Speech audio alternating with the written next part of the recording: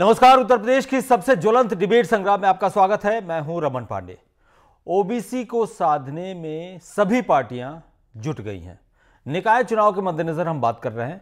दरअसल निकाय चुनाव को लेकर जो लखनऊ बेंच का फैसला आया उसके हिसाब से अब या तो सरकार बिना ओबीसी आरक्षण के चुनाव करवाना चाहती है तो करवाए, अन्यथा सरकार को आयोग बना के ट्रिपल लेयर सिस्टम के जरिए ओबीसी को आरक्षण दिलाने के बाद चुनाव कराना पड़ेगा।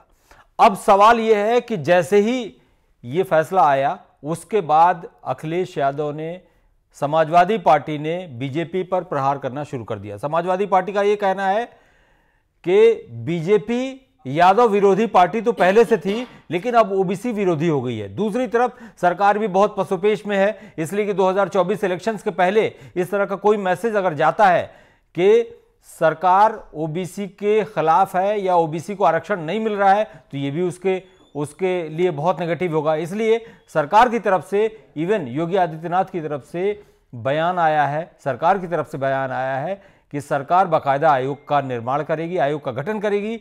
गठन करने के बाद ट्रिपल लेयर सिस्टम के आधार पर ओबीसी को आरक्षण देगी और उसके बाद निकाय चुनाव कराएगी। यानी कुल मिला जुलाकर निकाय चुनाव फिलहाल होते नजर नहीं आ रहे।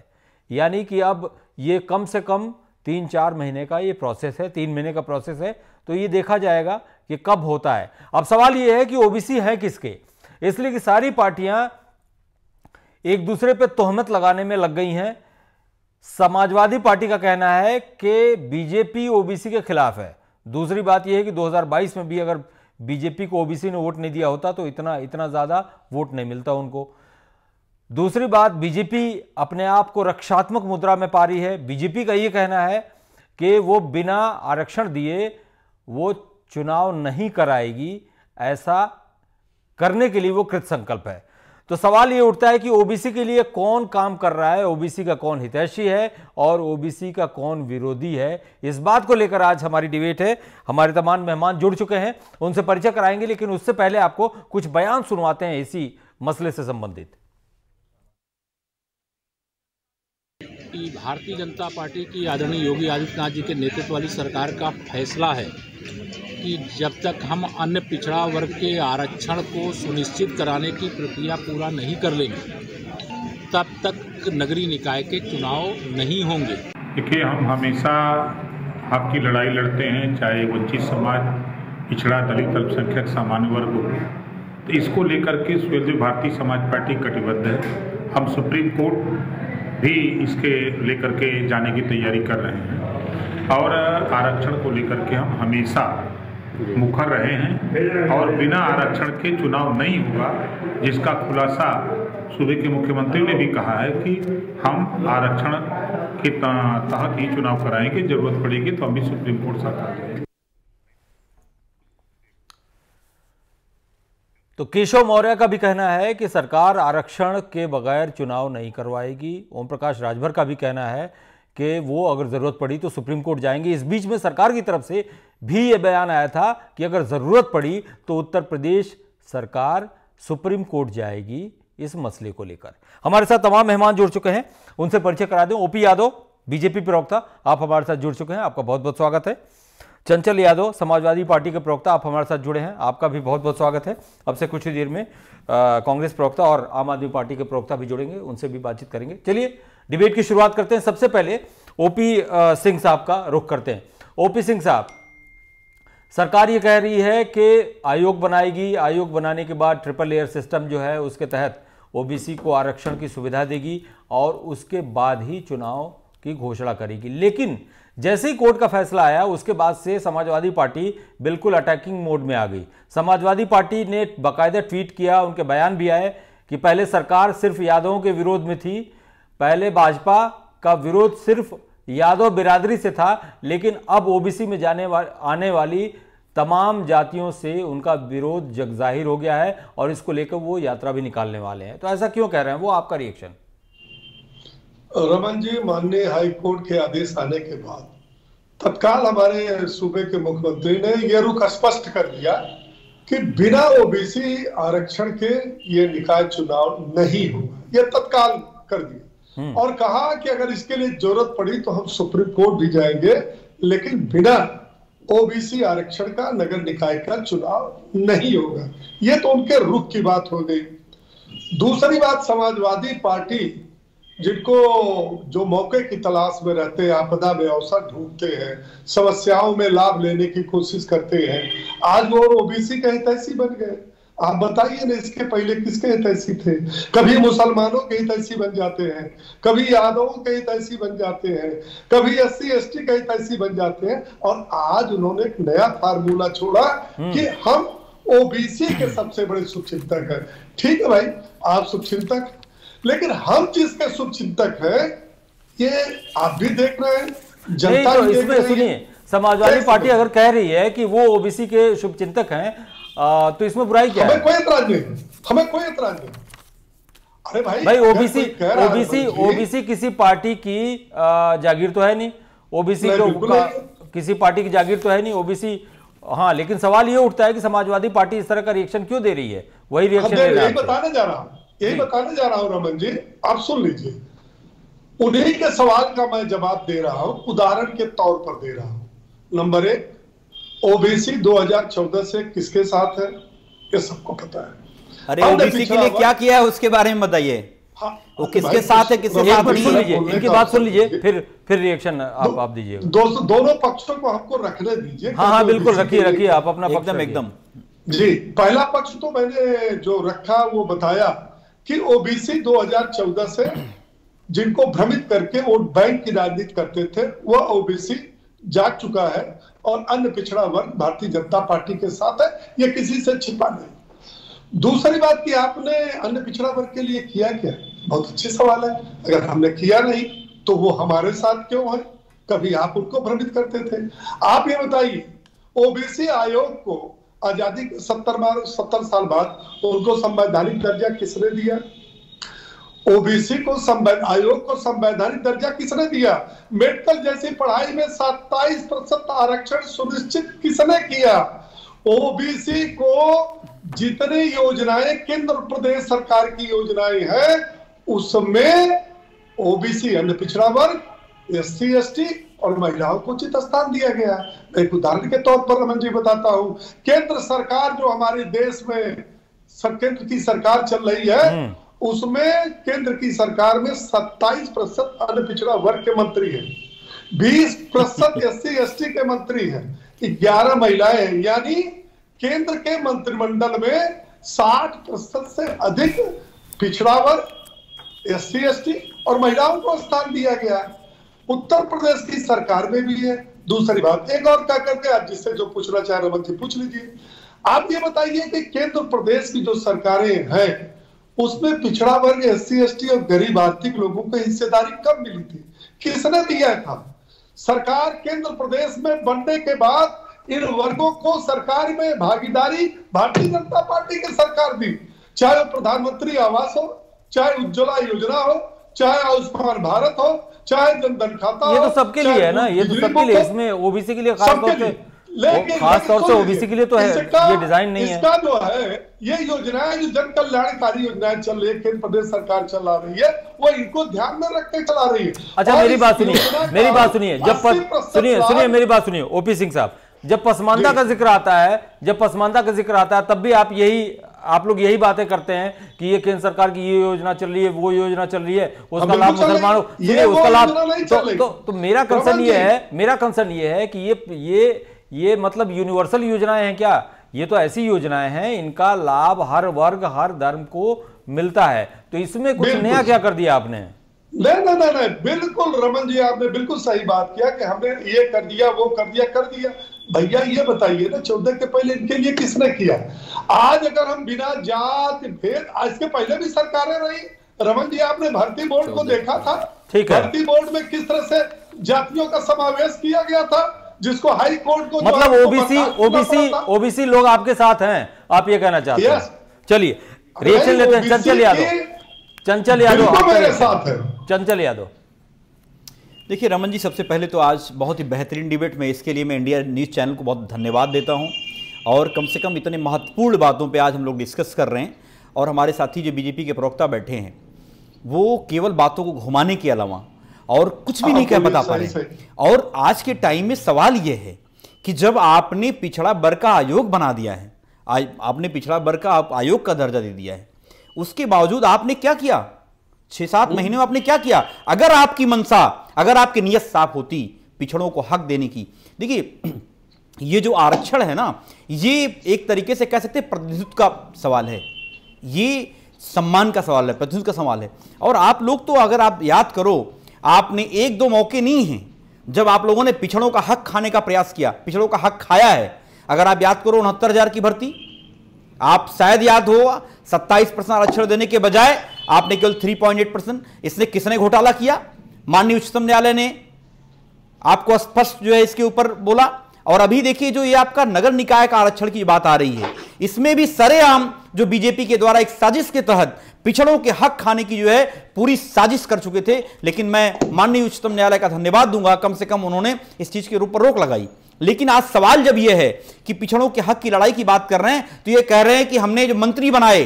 अरे ओपी सिंह साहब, आप मुझे बताओ, ये आप चैनल से बैठ के बता रहे हो, ऐसा हिंदुस्तान के इतिहास में कब हुआ था जब अपने केंद्र में और उत्तर प्रदेश सरकार में मंत्रियों की बकायदा होर्डिंग लगाई गई थी कि हमने पिछड़े समाज से लेकर के इतनी हमने होर्डिंग लगाई है, हमने पिछड़े समाज के जो है पिछड़े समाज के लोगों को हमने मंत्री बनाया है। ऐसा इतिहास में कब हुआ था जब आपने बड़ी बड़ी होर्डिंग लगाए, बड़े बड़े पोस्टर लगाए पूरे देश में, पूरे देश के कोने कोने में पोस्टर लगाए आपने। और आपने कहा कि 2014 के पहले, तो मैं आपको बता दूं 2014 के पहले हमारे प्रधानमंत्री जी भी ओबीसी में नहीं आते थे, 2014 के बाद ही आए हैं वो। आपने ये तरक्की तो कर ली है कि हमारे प्रधानमंत्री को लाके ओबीसी में कर दिया है, 2014 के पहले नहीं थे वो। इन बातों पे मैं नहीं आऊंगा। अगर आप पिछड़ों की बात करेंगे, केंद्र से लेकर के स्टेट गवर्नमेंट तक, अगर आप दिल्ली यूनिवर्सिटी की मैं बात बताता हूं आपको रमन जी, पॉलिटिकल साइंस में 16 नियुक्तियां आती हैं और 16 नियुक्तियों में 4 सीटें जो है ओबीसी के लिए, मतलब ओबीसी के लिए, ओबीसी कैटेगरी के लिए करना था। लेकिन इन्होंने क्या कर दिया, एनएफएस लागू कर दिया। 2 सीटों पर, आप, मैं चैलेंज साथ कर रहा हूं ओपी सिंह जी, 2 सीटों के ऊपर आपने नॉट फाउंड सुटेबल कैंडिडेट आपने घोषित करा दिया कि हमें कोई सुटेबल कैंडिडेट ही नहीं मिला। जबकि जो अंडर क्या नाम है, जो कह सकते हैं जनरल कैटेगरी के जो स्टूडेंट्स थे, उनमें से भी कई सारे ओबीसी कैटेगरी के अच्छे स्टूडेंट थे। लेकिन सरेआम आपने पक्षपात किया। और अभी एक ताजा तरीन उदाहरण बताता हूं आपको, किरोड़ीमल कॉलेज दिल्ली विश्वविद्यालय का, जिसमें विभा सिंह चौहान, उत्तर प्रदेश पे आइए, उत्तर प्रदेश, भाई ओबीसी के हक की बात हो रही है रमन जी, बहुत बेहतरीन बात बता रहा हूं। बिल्कुल आपने बताया ना पूरे देश में अभी मंत्रियों की लिस्ट बताई है, तो मैं बताना चाहता हूं कि आप दिल्ली विश्वविद्यालय के अंदर किरोड़ीमल कॉलेज में विभा सिंह चौहान जो वहां की प्रधानाचार्य हैं, और अभी उनका 1 तारीख को रिटायरमेंट होना है। और आपको सोच के आश्चर्य होगा, मेरे पास बकायदा लिस्ट है और आप देखेंगे ये 28 लोगों को जो है इंटरव्यू के लिए बुलाया गया। कल इंटरव्यू है, आपके एक जिम्मेदार चैनल पे मैं ऑन रिकॉर्ड बात कर रहा हूं। 28 लोगों को इंटरव्यू के लिए बुलाया गया है, इसमें 26 लोग जनरल कैटेगरी के हैं। क्या बात करेंगे आप आरक्षण की बात करेंगे? आप केवल जुमलेबाजी पेश करने वाले लोग हैं। अच्छा, चंचल यादव जी एक बात बताइए, देखिए ये तो जाहिर सी बात है कि 2022 के इलेक्शन में बीजेपी को वोट दिया है ओबीसी ने, इसलिए कि बीजेपी को वोट नहीं मिला होता तो बीजेपी शायद इतनी बड़ी पार्टी बनके उभरती नहीं। अब क्या है कि बीजेपी का ये कहना है, चंचल यादव जी, कि ये एक मौका इनको अनायास ही मिल गया है उछालने का, जबकि हम तो बीजेपी का ये कहना है कि वो तो पिछड़ों के लिए या ओबीसी के लिए कटिबद्ध है, लेकिन इसी बहाने समाजवादी पार्टी को एक मौका मिल गया है, वो गलत आरोप लगा रहे हैं। इस तरह का आरोप, एक चीज बड़ी ईमानदारी से बताइएगा जी, अगर अगर इनकी नीयत साफ होती, अगर ये सच्चे दिल से लोग जो है, जो सत्ता में बैठे हुए लोग हैं, अगर सबको अगर एक नजर से देखते, तो आप मुझे बताइए 69,000 में जो 21,000 जो है क्या नाम पिछड़ी जाति के हक ये लोग खा गए, 21,000 पिछड़ों का इन्होंने घोटाला किया, उसके बारे में क्या कहेंगे? ये क्या इनके पास अभी तक समय नहीं मिल पाया? क्या ये भर्तियां कराने की हिम्मत कर पाएंगे?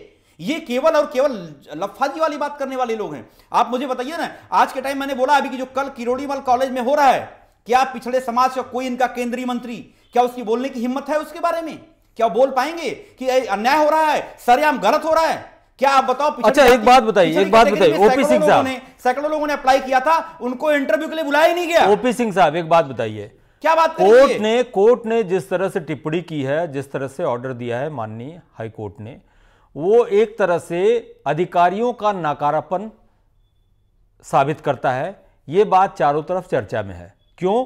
इसलिए कि जब पहले से था कि आयोग बनाना है, ट्रिपल लेयर के आधार पे आरक्षण को सुनिश्चित करना है, उसके बाद पंचायत चुनाव की अधिसूचना जारी होगी, तो ये काम अधिकारियों को समय रहते करना था, जो आपकी सरकार के अधिकारियों ने नहीं किया। क्यों नहीं किया? रमन जी, सुप्रीम कोर्ट का आदेश शायद हमें लगता है 2010 का है। 2010 का ही है, सही, बिल्कुल 2010 का है, 2010 का है। जी जी जी जी। उस आदेश के बाद जिनकी सरकारें थी, नहीं, उसमें सुनिए ओपी सिंह साहब, आपको रोकूंगा, उसमें आरोप के घेरे में, आरोप के दायरे में समाजवादी पार्टी भी है, इसलिए कि 2010 का आदेश था, इन्होंने भी वैसे ही चुनाव कराए जैसे आप कराने जा रहे थे। वही तो मैं कह रहा हूं। नहीं तो आप क्यों ऐसे कराने जा रहे थे? सुनिए जी, सुनिए रमन जी, मैं वही बात स्टार्ट किया आपने बीच में। बताइए। मैंने कहा ये सुप्रीम कोर्ट का आदेश 2010 का है। उसके बाद 2012 में नगर निकाय का चुनाव हुआ, उसके बाद 2017 में नगर निकाय का चुनाव हुआ। हमारी सरकार का ये कहना है कि जो सुप्रीम कोर्ट की मंशा कि अन्य पिछड़ा वर्ग के आरक्षण को सुनिश्चित किया जाए, तो हमारी सरकार ने यही कहा कि जिस गाइडलाइन सुप्रीम कोर्ट के है उसकी सारी आवश्यकताओं को पूरा करते हुए अन्य पिछड़ा वर्ग को हमने जो है समुचित स्थान दिया। और उसी पर 12 का चुनाव हुआ, 17 का चुनाव हुआ। 17 के जब चुनाव हुआ तो उसके बाद हमारी सरकार ने रैपिड सर्वे के आधार पर 27% आरक्षण दिया है। जिन लोगों ने टांग अड़ाने का काम किया है, जिन लोगों ने याचिकाएं दाखिल करके चुनाव को समय से नहीं होना देना चाहते हैं, उनकी मंशा केवल इतने है कि जो 27% आरक्षण ओबीसी को मिल रहा है, एक नया आयोग बनेगा, नए तरीके का परिसीमन होगा, नए तरीके का आदेश होगा, पता नहीं वो 27% उनको मिलेगा कि नहीं मिलेगा। आज तो सुनिश्चित है ना। अच्छा ओपी सिंह जी शपथ पत्र में कहा है। ओपी सिंह जी एक बात बताइए, पिछड़ा वर्ग का दिया। एक बात बताइए ओपी सिंह जी एक बात बताइए, ओबीसी ये चुनाव कौन नहीं कराना चाहता, ये बताइए।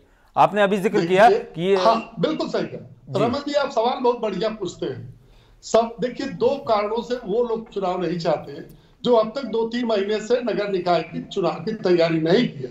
जिन लोगों ने शपथ खाई थी गीता पर रख करके कि हम उपचुनाव में नहीं जाएंगे, वो बेचारे 2 महीने तो डोर टू डोर, घर घर झूठ की ट्रेनिंग बहुत बेहतरीन दी जाती है। एक सेकंड झूठ की ट्रेनिंग जो आरएसएस कैंपों में दी जाती है आप लोगों को, मैं समझ सकता हूँ। गीता की कसम खाने वाले आप ही लोग ज्यादा। कसम मुंह में राम, बगल में छुरी। आप पिछड़े समाज की बात कर रहे हैं, मन में कुछ और होगा और अंदर कुछ और होगा। रमन जी, हाँ चलिए, बोलिए आप बोलिए। 10 सेकंड बोलिए। दूसरी बात यह है कि उन लोगों को नगर निकाय से क्या इंटरेस्ट है रमन जी, जिनका 2012 के जब सरकार थी, 17 में सरकार थी, नगर निगम में खाता ही नहीं खुला। 2012 में अगर 1 सीट जीते हो तो ये बता दे चंचल यादव, 2017 में नगर निगम में 1 सीट जीते हो तो बता दे, जो कहिए मैं बाजी। नहीं तो चुनाव ही बंद करा दो आप। अगर हम नहीं जीते चुनाव ही बंद करा दो। आप पिछड़ी जातियों का हक खा जाओ। अगर हम चुनाव नहीं जीतेंगे तो आप पिछड़े समाज का हक खा जाओगे, आप पिछड़े वर्ग के लोगों का हक खा जाओगे। और आप किस घमंड में हो भैया? जनता आपको भी कई बार हराई है, आप मत भूलिए। मैं आपको याद दिलाता रहता हूं, आप 4 बार चिल्लाते हो कि हम हार गए। आप याद करो, 2002 हारे थे, 2004 हारे थे, 2007 हारे थे, 2009 हारे थे, 2012 हारे, 5 बार आप भी हारे हो। इस घमंड में मत रहिए, जनता उठा के फेंकती भी है। और इस बार अगर आप सत्ता से बाहर जाओगे तो पता नहीं चलेगा कहां चले गए आप लोग। छोड़ दिया चूंकि जितना भी कांट की हाड़ी ना बार नहीं चढ़ती है। आप मुझे बताओ, आप वही लोग हो, मुंह में राम बगल में छुरी वाली कहानी है। आप एक तरफ कहते हो पिछड़ों के हक की लड़ाई लड़ने की बात करते हैं हम, आप 69,000 शिक्षकों का आप खा गए।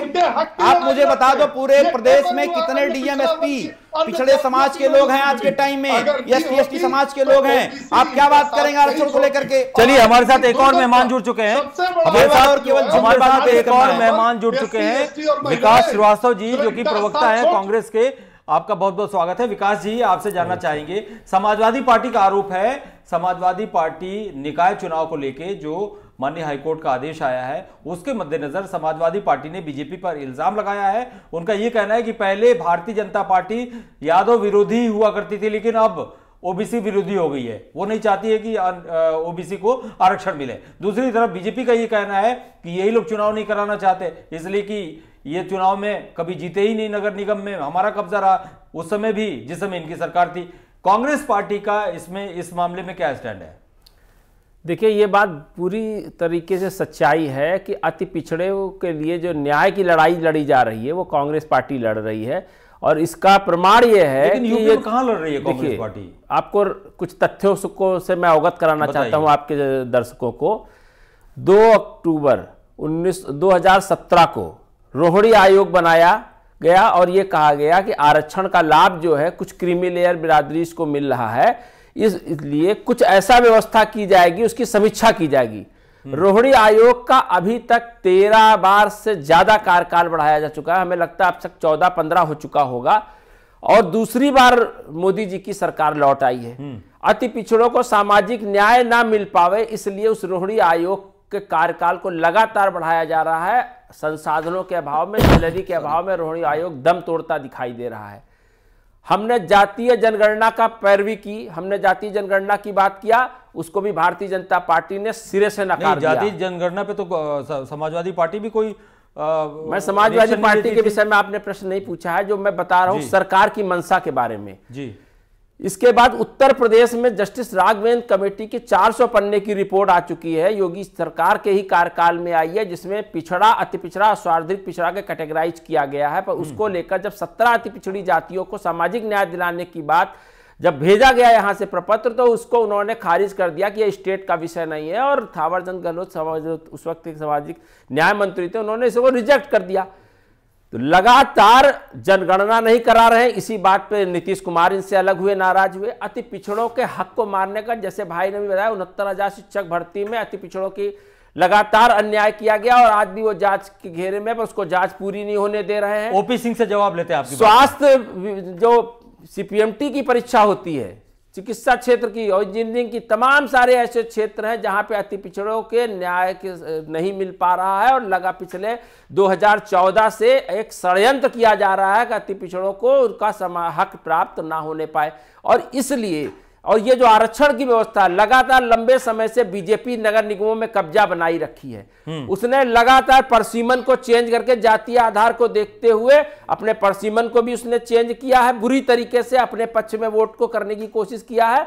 और अब जब देख रहा है कि अति पिछड़ा सामाजिक रूप से जागरूक है, वो अपने न्याय के लिए खड़ा हो सकता है, तो उसको वो हक ना मिले, तो सवर्णों को और अति पिछड़ों को लड़ाने का एक षड्यंत्र कर रही है भारतीय जनता पार्टी। और ये पूरा चक्रव्यूह रचा है भारतीय जनता पार्टी के नेताओं ने, आरएसएस और बीजेपी ने जानबूझकर समाज में विघटन के का माहौल बनाने की कोशिश किया है कि नगर निगम का चुनाव किसी तरीके से टलता चला जाए और ये लोग नगर निगम पे काबिज रहे, क्योंकि इनका 2024 के चुनाव में लगातार जो ये बढ़ती महंगाई, बेरोजगारी में जिस तरह ये लोग परास्त हुए हैं, जनता ने इनको नकार दिया है। शहरी क्षेत्र के लोग सच्चाई और ईमानदारी से सीधे रूबरू हो रहे हैं। जिस तरह नफरत विघटन बंटवारे की सोच ये लेकर चलते हैं, ये शहर में नहीं चलने वाला है। इसलिए और खास तौर से उत्तर प्रदेश ने बहुत प्यार मोदी जी को दिया, भाजपा को दिया, और जिस तरीके से इन्होंने उत्तर प्रदेश के लोगों के पेट से निवाला छीना, नौकरी छोड़ी, और कोरोना काल में जिस तरह हर घर में 1-1, 2-2 लोगों की मौत हुई और इसके बाद कोई मुआवजा की बात नहीं करते हैं,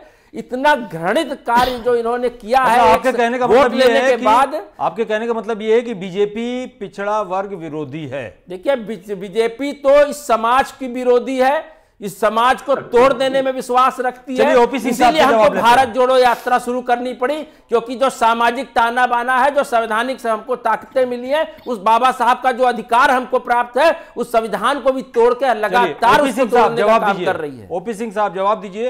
आरोप यह है कि बीजेपी ओबीसी विरोधी है, बीजेपी पिछड़ा वर्ग विरोधी है। बहुत रमन जी, हमारे लिए पी का मतलब है पिछड़े वर्ग का सम्मान, उत्थान। कुछ लोगों के लिए पी का अर्थ है पिता, पुत्र, परिवार। वो उसी में सिमटे हुए हैं, वो उन्हीं के हित की बात देखते हैं। जयशाह साहब अमित शाह के क्या लगते हैं? वो रेलवे स्टेशन से उठा के लाए थे क्या जयशाह साहब को अमित जी? वो पंकज सिंह क्या राजनाथ सिंह के वो मेले में, कुंभ के मेले से कहीं से उठा के लाए हैं? नहीं, अनुराग ठाकुर जी क्या कहीं गोद लिए गए हैं, किसी इन्फ्लुएंस से उठा के लाए गए हैं? फिर दिवेश आप तक चले गए नहीं, इनकी बात को नहीं, आप कुतर्क करके तथ्यों से और विषय परक राजनीति को आप डिरेल कर रहे हैं। आप केवल पिता पुत्र की बात करें, देश के लिए शहादत देने वाले पिता हैं, गर्व होना चाहिए। और आपके पिता, आप अपने पिता के बारे में बताइए, जिस पार्टी को आप स्वीकार करते हैं, जिस विचारधारा को लेते हैं, उसमें कौन सा ऐसा व्यक्ति है जिसने देश के लिए शहादत दी है?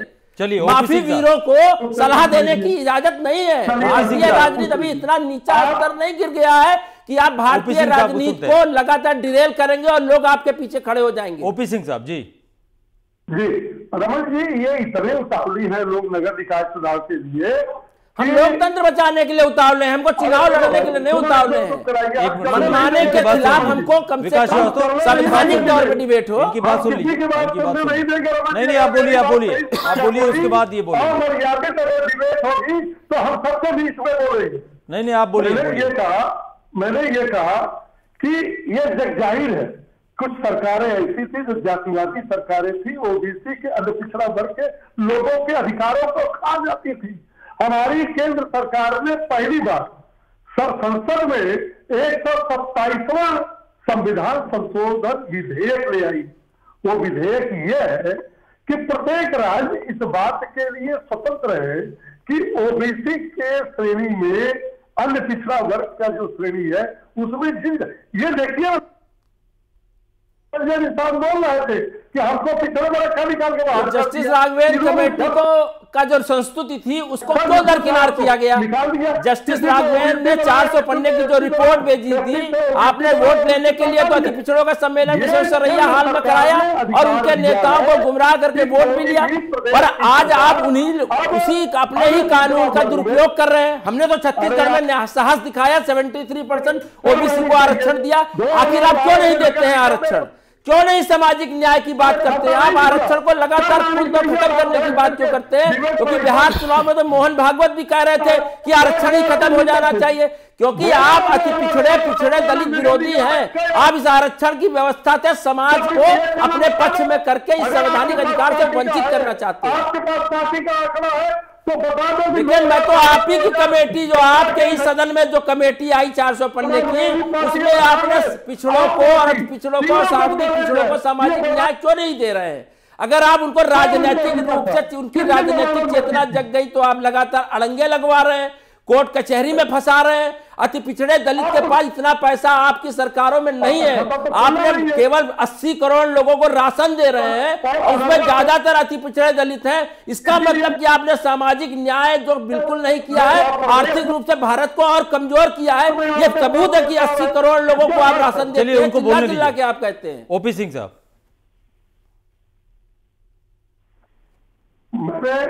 जो सवाल मर्यादित पार्टी के लोग बैठे हैं और एक अमर्यादित पार्टी का तो ऐसा प्रवक्ता बैठा है जिसका बड़ा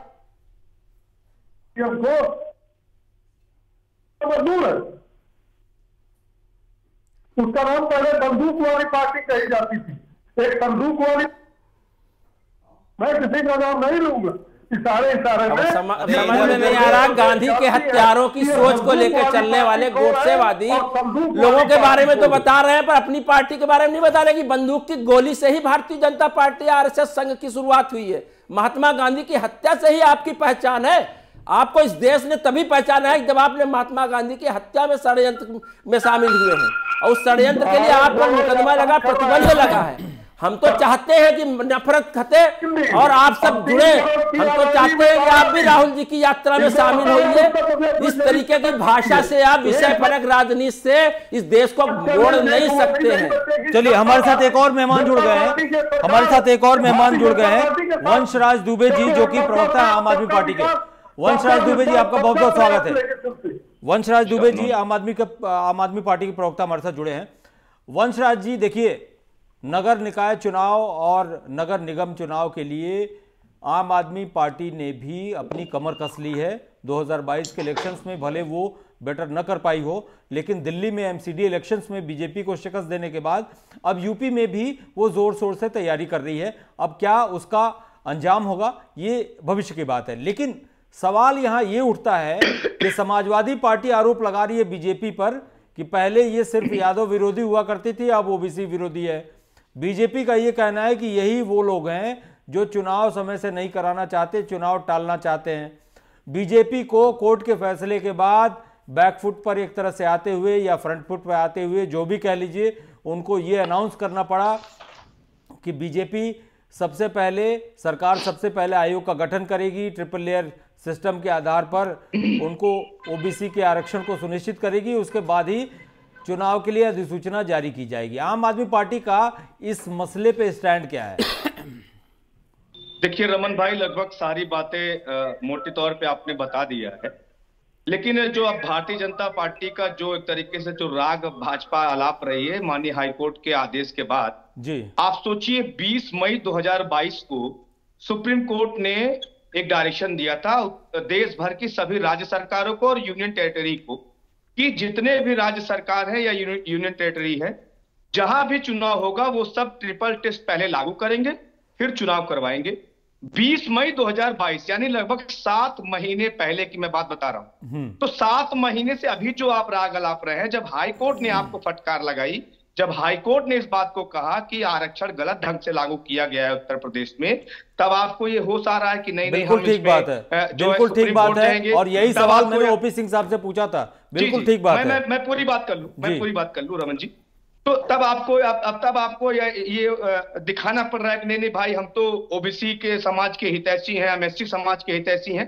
तो ये कहीं ना कहीं एक दिखावा है, सिर्फ नारा है सबका साथ सबका विकास, ये सिर्फ नारा है।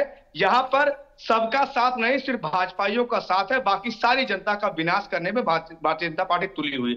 और उसके पीछे की कड़ी समझिए, मोहन भागवत जी 2015 में यूं ही नहीं बोलकर चले गए थे बिहार के चुनाव में कि हम आरक्षण को खत्म करने जा रहे हैं।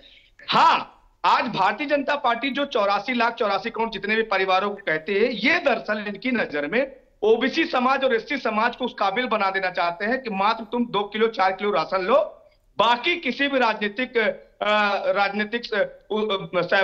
सहभागिता में, नौकरी में, चाकरी में आपको कोई जिम्मेदारी, कोई जगह नहीं मिलेगी। लेकिन देखिए रमन भाई, मैं कुछ आंकड़े लेकर बैठा हूं आज, मुझे 2 मिनट दीजिएगा। मेरा बिल्कुल बोलिए। विश्वविद्यालय के जितने भी बीसी हैं उनका एक लिस्ट उठाकर देख लीजिए, आपको पता चल जाएगा कितने ओबीसी कितने एससी हैं। High court Allahabad high court है, उसका लखनऊ बेंच, दोनों की मैं बात कर रहा हूं, उठा के लिस्ट एक तरफ से आप देख लीजिए कितने ओबीसी और कितने एससी हैं। सरकारी वकील जो भरकर बैठे हुए हैं, जिले भर के तमाम एसपी और कप्तान को देख लीजिए कितने ओबीसी और एससी हैं। एक चीज मैं इस बात को मानता हूं कि भारतीय जनता पार्टी जो लगातार आरक्षण का विरोध कर रही है, जाटों का आरक्षण भी आपको पता हो खत्म किया गया था। क्यों? क्योंकि भारतीय जनता पार्टी ने सुप्रीम कोर्ट के अंदर लचर पैरवी की थी। इन्होंने अभी 2000 योगी राज पार्ट 1 में आपको पता हो कि उत्तर प्रदेश में 69,000 शिक्षक भर्ती निकली, आरक्षण का घोटाला हुआ, 27% आरक्षण मिलना चाहिए था, नौजवान छाती पीटता रह गया, आंदोलन किया, और जब राष्ट्रीय पिछड़ा वर्ग आयोग ने रिपोर्ट तलब किया, जब योगी आदित्यनाथ जी के मुंह पे तमाचा पड़ा, सरकार के मुंह पे तमाचा पड़ा, तब जाकर उनको मात्र 3% आरक्षण मिला है। तो ये देखिए, ऐसी सरकार है कि जो सबसे पहले तो अभी नौकरी खत्म कर देगी, कह देगी हाँ भैया हम तो कोर्ट जा रहे हैं। अभी इन्होंने चुनाव में आरक्षण खत्म कर दिया, कह रहे हैं हम कोर्ट जा रहे हैं। ये दोहरी मानसिकता है भारतीय जनता पार्टी की, जिसको आपको समझना पड़ेगा। बिल्कुल ठीक। एक चीज मैं और इसमें थोड़ा सा करना चाहूंगा। 2001 में आपको पता हो रमन जी, सामाजिक न्याय समिति बनी थी, जिसकी रिपोर्ट आई थी, लगभग उसमें ओबीसी जो है लगभग 43% ओबीसी थे, और अगर ग्रामीण अंचलों की बात करें तो लगभग 53% जो है ग्रामीण में ओबीसी समाज के लोग थे। आज आपके पास क्या कोई नया आंकड़ा है क्या? उसके बाद से किसकी सरकार रही? समाजवादी पार्टी की सरकार रही, बहुजन समाज पार्टी की सरकार रही, कांग्रेस भी जो है लगातार 2011 की अगर मैं बात कर लूं तो जो सेंसस हुआ था, सोशियो इकोनॉमिक का सेंसस, उसमें भी कांग्रेस ने क्या किया? 2014 तक रिपोर्ट जारी नहीं किया गया। 2016 में जब भारतीय जनता पार्टी ने रिपोर्ट जारी किया तो उसमें वो जो आंकड़ा था ओबीसी का, उसको गायब कर दिया। तो ये जितने भी दल हैं, मैं फिर से आपसे इस बात को कह रहा हूं कि सिर्फ और सिर्फ एक ऐसे लोग हैं, अभी भारतीय जनता पार्टी की चूंकि बात हो रही है, इनके एक डिप्टी सीएम है केशव प्रसाद मौर्य जी, जिनको लगातार इतना ज्यादा बेइज्जत किया जा रहा है इस पार्टी में, फिर भी उनकी चूंकि दाल गल रही है, उनको चूंकि मलाई मिल रही थी इसलिए वो सह लेंगे, वो 19-20 सह लेंगे। आज उनको पंडाल से बाहर बैठा दिया जाता है, कभी स्टूल पकड़ा दिया जाता है। तो इस बात को समझिए कि भारतीय जनता पार्टी ने जो वादा किया था 2015 में, जो घोषणा मोहन भागवत ने किया था, भाजपा उस तरफ अग्रसर हो गई है। और भारतीय जनता पार्टी कितना भी छाती पीट ले, देश भर का ओबीसी और एससी समाज इस बात को जान चुका है कि भारतीय जनता पार्टी उनका विनाश करने आई है, आरक्षण को खत्म करने आई है। और यही एक कारण है कि आज जो भारतीय जनता पार्टी अपना चेहरा सबके सामने रखी हुई। ओपी सिंह साहब जवाब दीजिए। नहीं, आपके जो प्रवक्ता बोल रहे थे रमन जी, आपने ध्यान दिया होगा कि इनका ये था कि कोरोना काल में जो आदमी हो सके। आवाज जा रही है? आवाज जा रही है? हाँ बिल्कुल जा रही है, आइए बोलिए आप। मैंने ये कहा कि अभी आप पार्टी के प्रवक्ता ने जिस प्रकार से गरीबों का, दलितों का, आर्थिक रूप से पिछड़ों का उपहास उड़ाया है, उससे तो आप देख लिया कि इनकी कितनी है। अगर गरीब ओबीसी है और कोरोना काल के दौरान, आपदा के काल से यदि हम उसे आयुष्मान भारत दे रहे हैं, हम उसको अनाज दे रहे हैं, मैं तो नहीं कह रहा हूं कि मैंने कोई उपकार किया, यह हमारा नैतिक दायित्व था। तो ये क्या कह रहे हैं कि एक प्रकार से ये अनाज दे करके उसको बना रहे हैं, उनको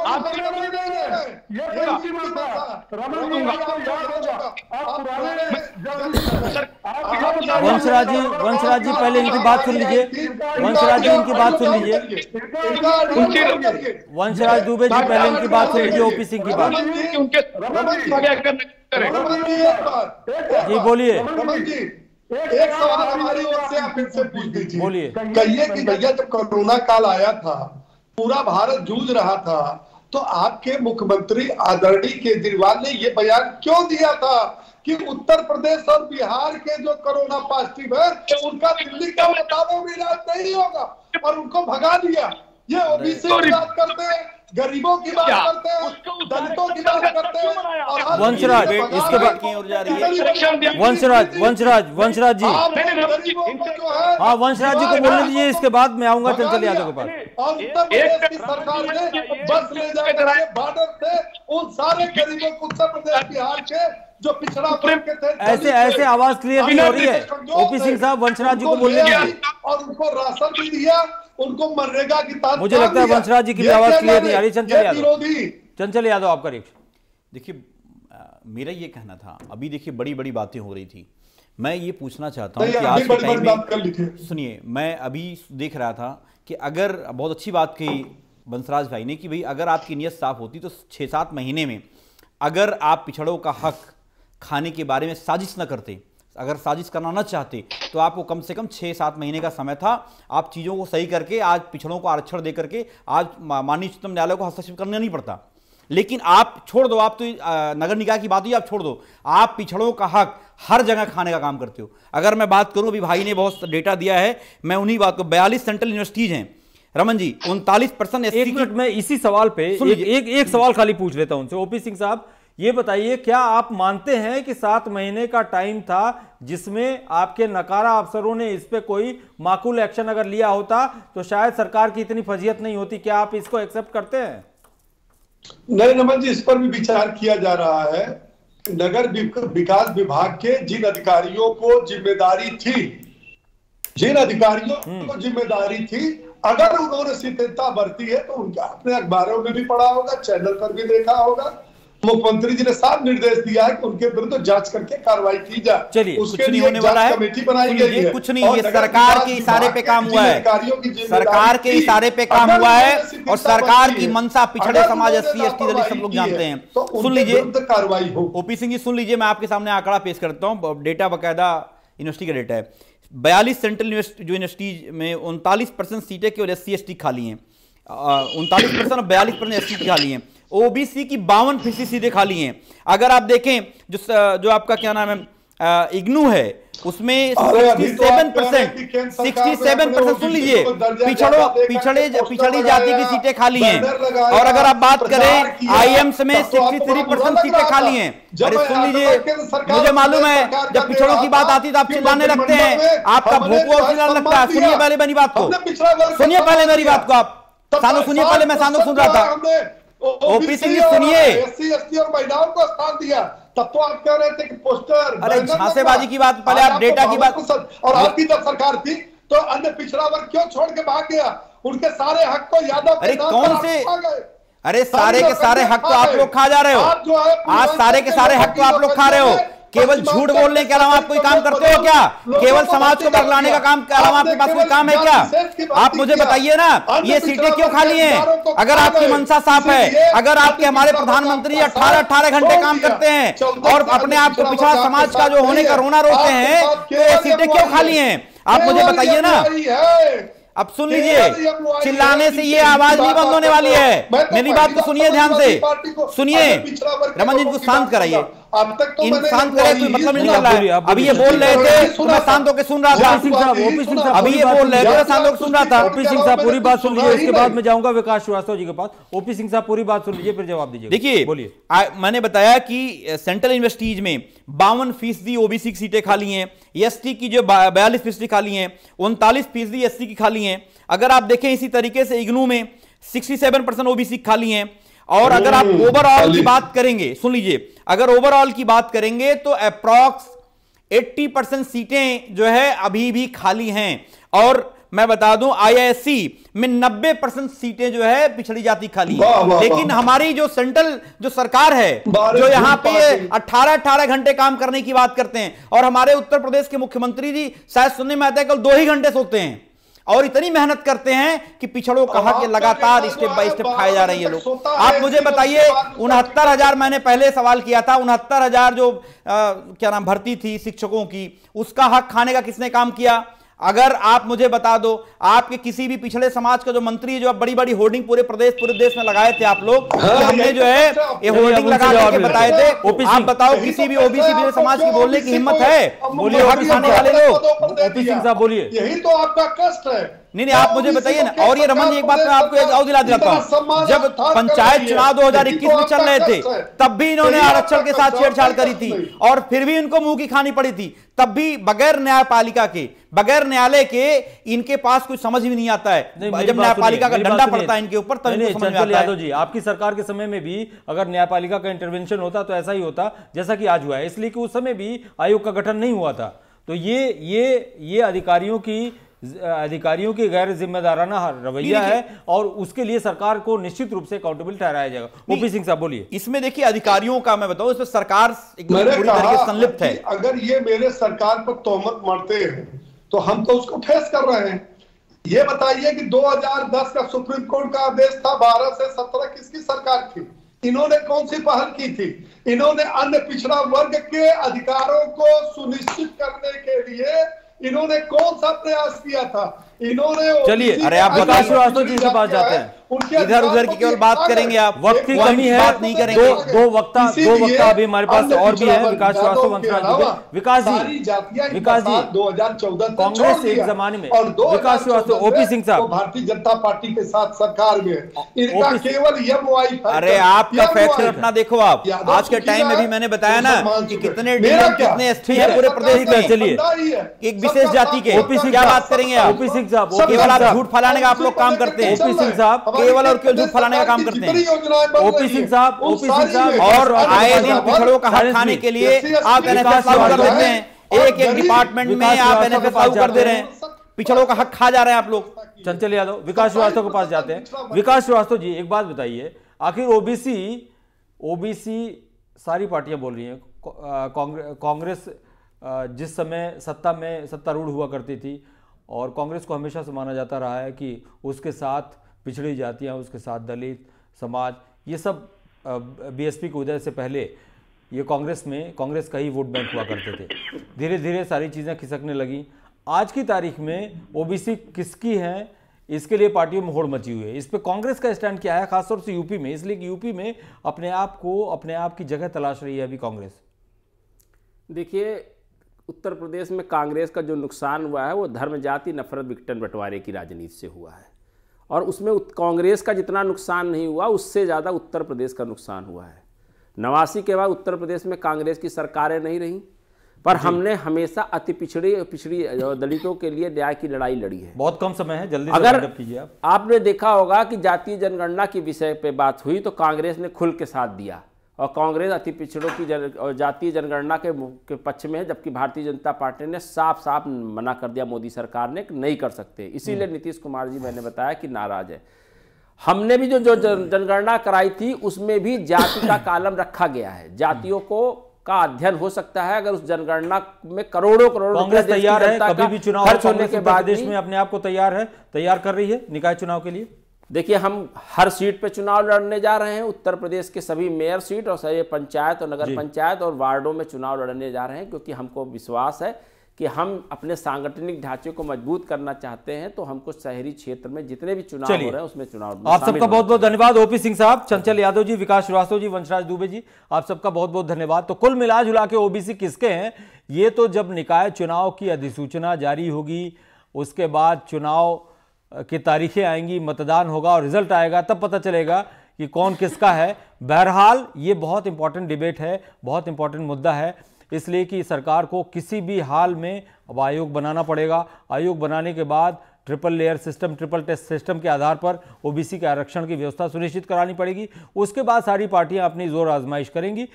देखना ये होगा कि नगर निगम में, अगर नगर पंचायत में किसका परचम लहराता है। आप सबका बहुत बहुत धन्यवाद। रुकते हैं एक छोटे से ब्रेक के लिए। नमस्कार।